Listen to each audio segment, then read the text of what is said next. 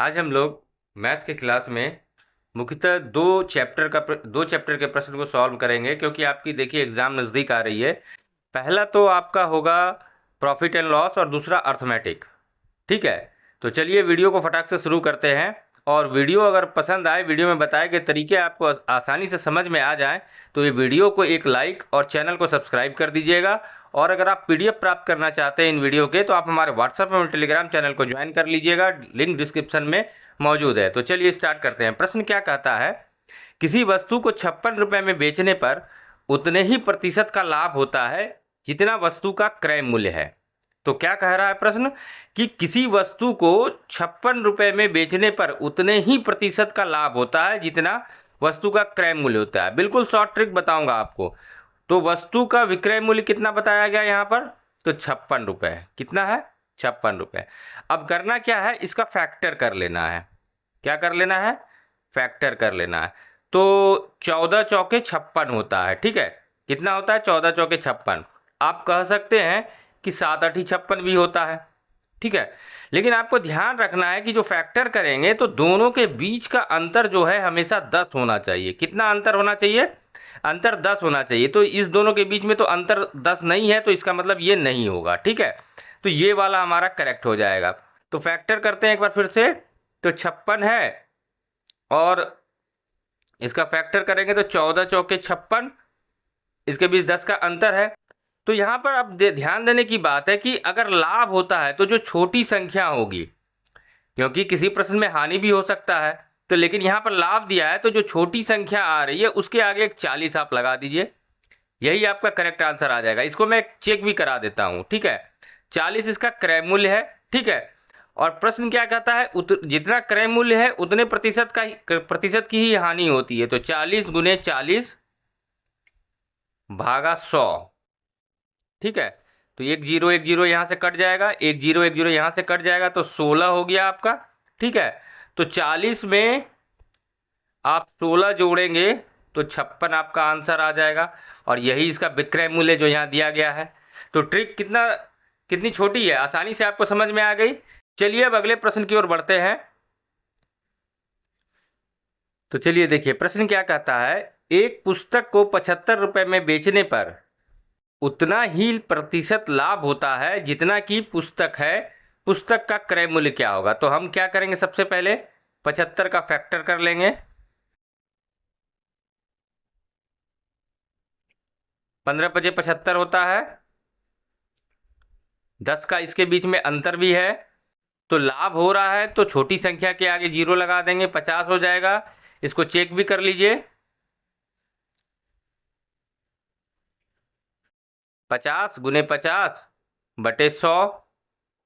ठीक है, तो इसको आप कटा दीजिए, 25 रुपए हो गए। ठीक है, अब 50 और प्लस 25 75, यही इसका करेक्ट आंसर 75 हो गया, जो कि यहाँ पे विक्रय मूल्य दिया हुआ है। तो उम्मीद करता हूँ ये ट्रिक भी आपको समझ में आ गई होगी। चलिए एक और प्रश्न लेते हैं आपके लिए। मैंने आपको बताया था कि फैक्टर जो करना है वो ऐसा फैक्टर होना चाहिए जिनका आपस में अंतर जो है वो 10 हो। लेकिन यहाँ पर ऐसा 25 का फैक्टर ऐसा हो नहीं सकता है, 25 25 होगा। तो आपको ध्यान देना है कि इन दोनों को जो फैक्टर किया गया है, या तो इसे जोड़कर या फिर घटा करके दोनों में से किसी तरीके से 10 का अंतर आना चाहिए। तो जोड़ने से 10 का अंतर आ जाता है।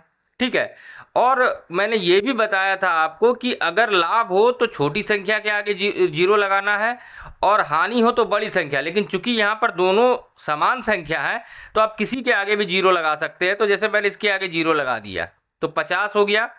ठीक है, समझ रहे हैं बात को, और यही इसका करेक्ट आंसर हो जाएगा। क्लियर है दोस्तों। चलिए अब अगले प्रश्न की ओर बढ़ते हैं, जो कि अब दोस्तों वीडियो में बताए गए ट्रिक्स अगर अच्छी तरीके से समझ में आ रहे हो, वीडियो पसंद आ रही हो, तो वीडियो को लाइक जरूर कर दें। साथ ही साथ चैनल को सब्सक्राइब कर दें। पीडीएफ के लिए व्हाट्सएप टेलीग्राम चैनल को ज्वाइन करें, लिंक डिस्क्रिप्शन में मौजूद है। तो देखिए सवाल क्या है, किसी दुकानदार ने कोई सामान 21 रुपए में बेचा और उसे बेचने पर उसे उतने प्रतिशत की हानि हुई जितने का सामान था, तो वस्तु का क्रय मूल्य क्या होगा। तो सबसे पहले हम 21 लिखते हैं यहाँ पर और इसका फैक्टर करते हैं। तो फैक्टर क्या होगा, 7 या 21, और इन दोनों को आपस में आप प्लस करेंगे तो 10 का अंतर आ जाएगा। और मैंने क्या बताया था कि अगर हानि हुई है तो बड़ी संख्या के आगे 0 लगाएंगे तो 70 हो जाएगा और 70 ही इसका करेक्ट आंसर हो जाएगा। चलिए अब अर्थमेटिक के सवाल को देखते हैं। तो देखिए सवाल क्या कहता है, एक किसान के पास कुछ मुर्गे तथा बकरियां हैं। यदि इन सब की कुल 90 सिर तथा 224 पैर हों तो बकरियां कितनी हैं। तो बकरियां जो होती हैं इसमें देखिए ध्यान देने की बात है कि इसमें 2 पैर और 4 पैर दोनों जानवरों की संख्या है। तो हमें निकालना है 4 पैर वाले की संख्या।